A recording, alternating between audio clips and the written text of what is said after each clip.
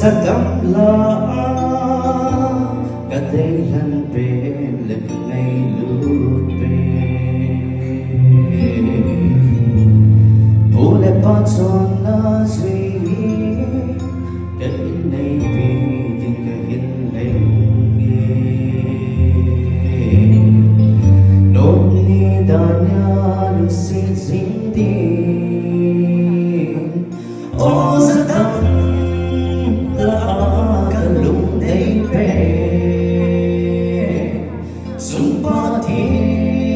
sangko ihirang tayo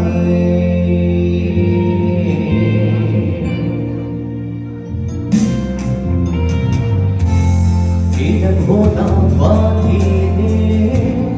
at minsan may insulay pa na hindi at lago Ibang sandunin ng nisong ideala Pag-insang ko at sa kantay Pag-insang ko sa Ihiming suken-hihen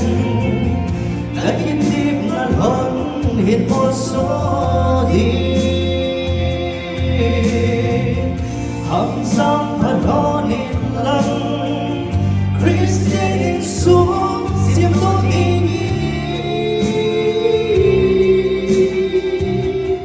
Isumang pag-ilhon Bising mo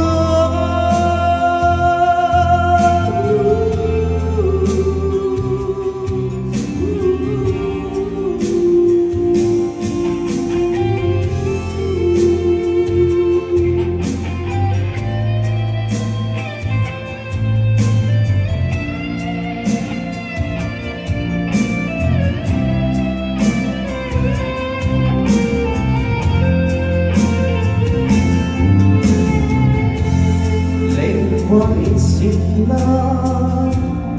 and I see But hindi daw na todo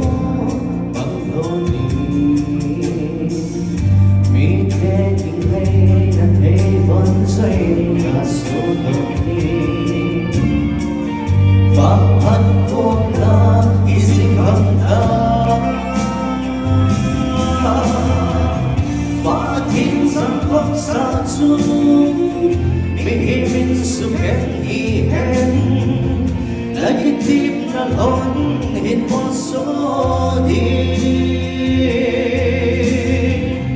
Hangsang panonin lang